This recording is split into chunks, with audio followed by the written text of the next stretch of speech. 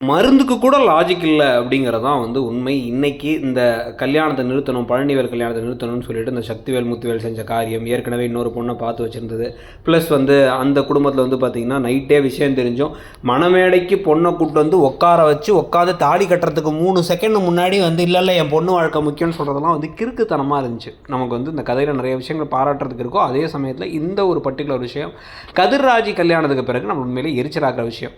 So ஆனால் என்ன பண்ணுவாங்க அப்படின்னா, போக போக அந்த கதைக்கு அதுக்குள்ளே செட் ஆகிக்கும்னு வச்சுக்கோங்க. ஆனால் இந்த ஒரு விஷயம் நடக்கும்பொழுது நமக்கு கொஞ்சம் என்னடா அது ஒத்தே வராத மாதிரி இருக்குது, லாஜிக்கே இல்லாத மாதிரி இருக்குங்கிறது தோணுச்சு தான். ஸோ இப்போ சக்திவேல் முத்துவேலோட பிளானே என்ன அப்படின்னா, மொத்தமாக அந்த வீட்டில் பழனிவேல் இருக்கக்கூடாது, பழனிவேல் நம்ம பக்கம் கூட்டு வரணுங்கிறது. அதுவும் வந்து சக்திவேல் கூட அந்தளவுக்கு இல்லை, முத்துவேலுக்கு அதுதான் எண்ணமே கூட. ப்ளஸ் பாண்டியன் தோக்கணுங்கிறது அதை விட முக்கியமான விஷயம். பாண்டியன் பார்த்து வச்ச பொண்ணோட குடும்பம் கிளம்பி போயிட்டாங்க. ஏன் அப்படின்னா அந்த அவருக்கு குழந்தையே பெற்றுக்க முடியாத அளவுக்கு இவர் போய் சொல்லிட்டு வந்திருக்காரு சக்திவேல் தான் தம்பியை பற்றியே.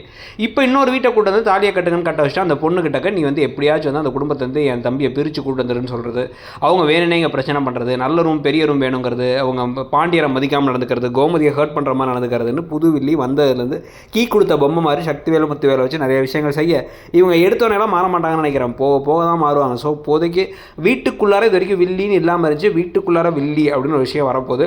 இந்த வில்லியும் தங்கமயிலுடைய அம்மாவை சேர்ந்து ஜாயிண்ட் அடிச்சுக்கிறதுக்கான வாய்ப்பு இருக்குது. தங்கமயிலோட அம்மாவை கொஞ்சம் மிரட்டி இவங்க பொய் சொல்லியிருக்காங்கலாம் வச்சு இவ கூட சேர்ந்து ஒத்துழைச்சி நடந்தால் அந்த குடும்பத்தை பிரிக்கணும், அவன் சந்தோஷமாக இருக்கக்கூடாது அப்படின்ற மாதிரி பாண்டியனை வந்து நிம்மதியை கெடுக்கிறதுக்கான பல விஷயங்கள் நடக்க போகுதுன்னு தோணுது. ஆனால் எல்லாம் பாவமாக சிக்கி தவிக்கிறது யாருன்னா நல்லவரான பழனிவேல் தான். இவங்களுக்குலாம் 1000 பாலிடிக்ஸ் இருக்குது, 1000 பிரச்சனை இருக்குது, 1000 பகை இருக்குது.